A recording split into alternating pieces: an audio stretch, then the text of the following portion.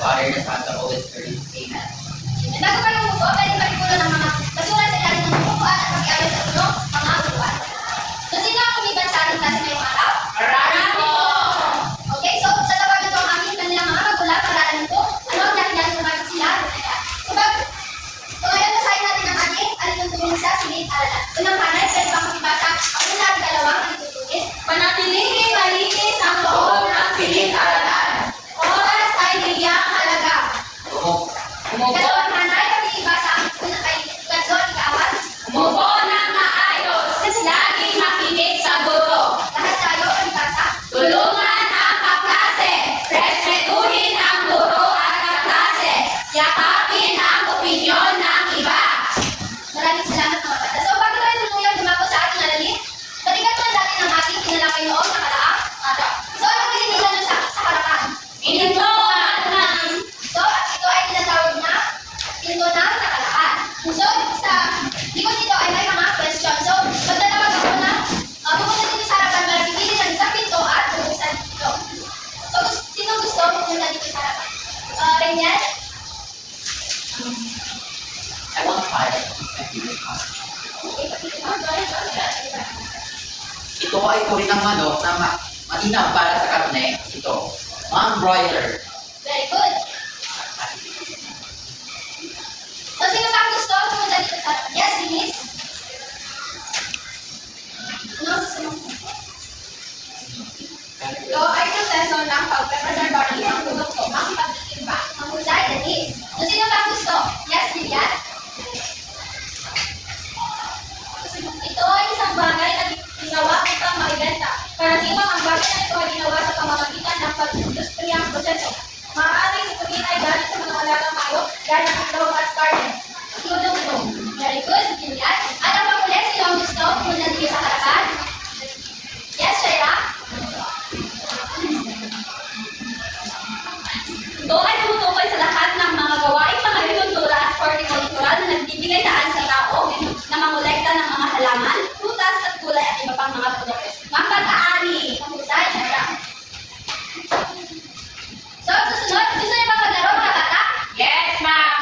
Okay, ang lalaroin natin ay tinatawag na charades. So, pipili ako ng isa para pumunta dito sa harapan para mag-act ng mga words na ito. At kayo nasa likod ay kayo ang magpupula kung ano yung ina-act niya. So, Reniel, pwede bang ikaw ang pumunta dito sa harapan? Pupunta ka dito kung ano yung ina-act.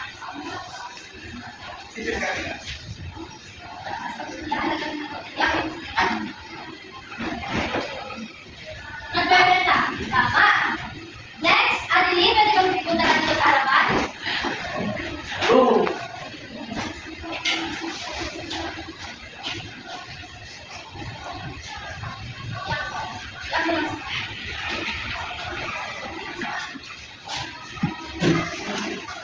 Mimi.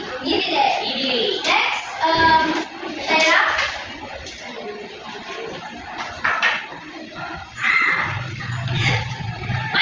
Good. Next, the next one, Melody.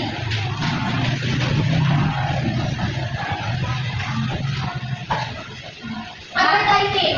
Mahusay. So, kung mapunta dito sa harapan, ito ang inyong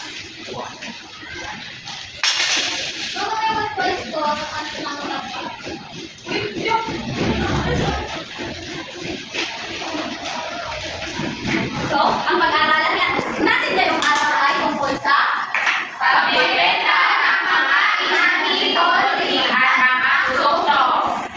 May idea ba kayo kung ano ang mga produkto ng mga bata? Yes, ma'am. Ang ito rin yan? Ano yung mga nakukuha natin sa poultry or natawag natin pinakaalagaan o pinagdadagdag. Ang yan. Ang mga poultry ay mga domestikadong ibon na inalagaan para sa kanilang karne, itlog at balahibo. Magbigay na kayo ng halimbawa ng mga poultry animals. Jillian? Mga chicken. Chicken ano ba? Hana? Pugo. At meron pa ba? Tris? Ang chicken. Egg. Meron pa ba? Rachel? Mamba. So, bukod sa kanilang karne at itlog, meron pa ba kayong alam na produkto ng mga poultry?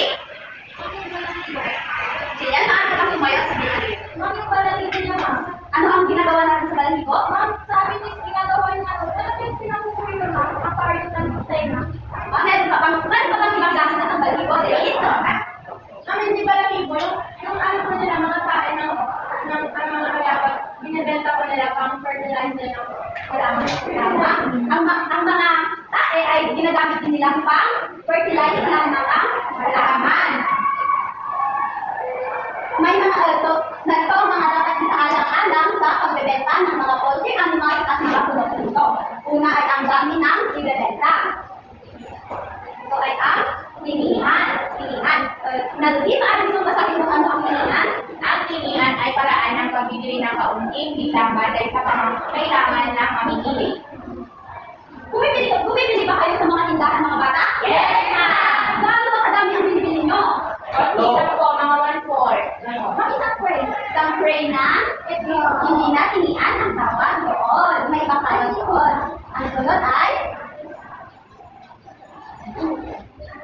ang maramihan. Yan, ano mo ba tayo ang maramihan? Ang maramihan ay ang pagbebenta ng produkto sa gusto o malapitan sa mas mababang presyo. Tinatawag din ang parang sa ito bilang lansangan o madyaro.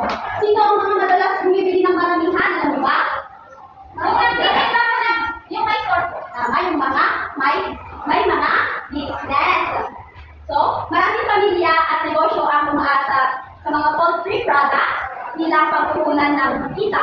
Kapag maayos ang pag-aalaga, yes, kaya yung dito, mas marami silang napupunang produkto na pwede nilang ibenta. Sa tingin nyo, ano ang dapat natin gawin upang mapanatili ang kalidad ng aking mga produkto? Yes, Lilian? Ano gagawin mo para mapanatili ang kalidad ng produkto? Fresh na agad. Meron pa ba mga bata? So, ang mga paraan na pwede natin gawin upang mapanatili ang kalidad ng produkto ay ang patanggalin itong imbak na maayos at imbak natin ito sa tamang temperatura upang hindi masira. At dapat ay lagi din natin tignan kung ito ba ay okay pa ba or hindi na. At ang pangalawa natin sa alang-alang sa pagbebenta ay ang advertisement. Maaari ba natin basahin na ang unang paraan? Ito ay nakapit marketing material na ginagamit sa pagpapakalan ng impormasyon, produkto o serbisyo. Hindi nyo mga bata ko, nakakatulong kaya ang pagkakalat ng flyer sa brochure kapag Yes, ma'am. Bakit ganyan? Ang nasa dito, may pakalaga sa akin ng aking business.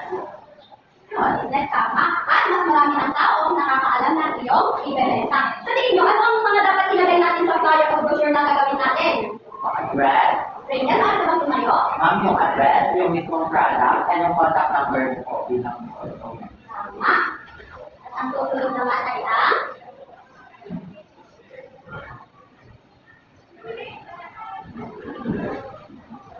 online advertisement. Maaari ba natin basahin kung ano ang online advertisement? paggamit ng Internet at mga platform para makakita ng mga website at promosyon sa mga pamimili. Layunin nito ipakita ang mga produkto o serbisyo. So dahil mas naging ano na ang technology ngayon ay parang mas marami na ang gumagamit ng online advertisement sa pagbebenta.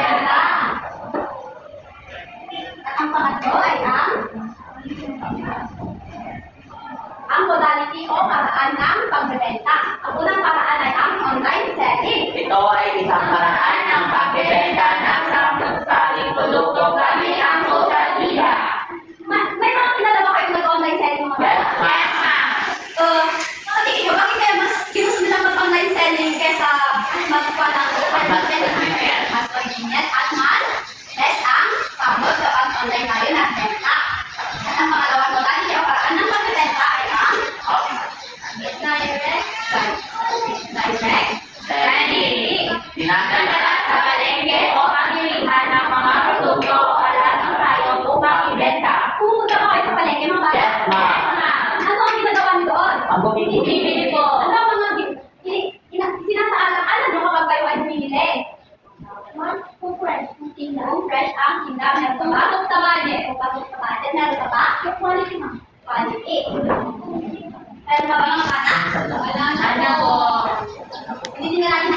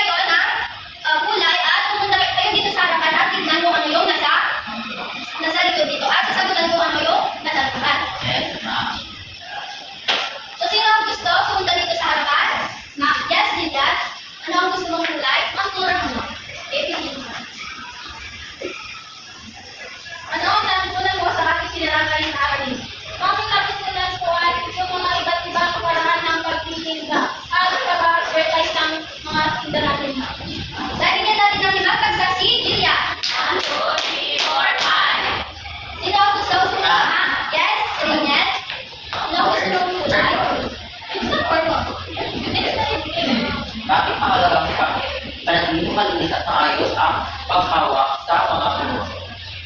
To remain at steadiness, para hindi po tayo mawalan ng mga customers. Bigyan din natin na pagsaksi, Rainier. 1, 2, 3, 4, 5. So, silang susunod? Ma'am, yes, Shaira?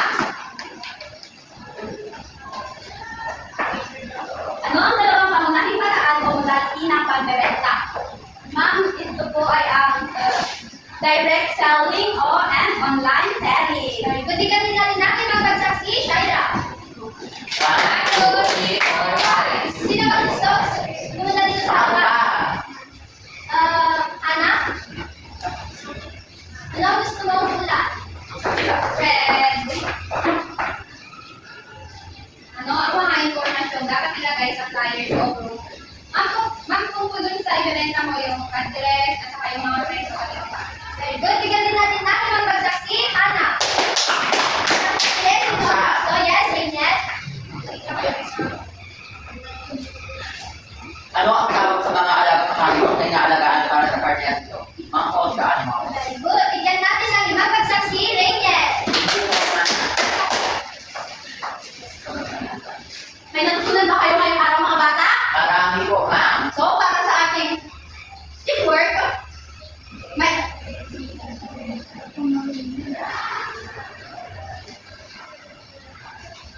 Bago natin simulan, hindi mo nang basahin ang panuto. Basahin ang pangalan sa bawat bilang at hanapin sa crossword puzzle kung ano ang tinatanong nito. Naintindihan ba mga bata? Yes, ma'am.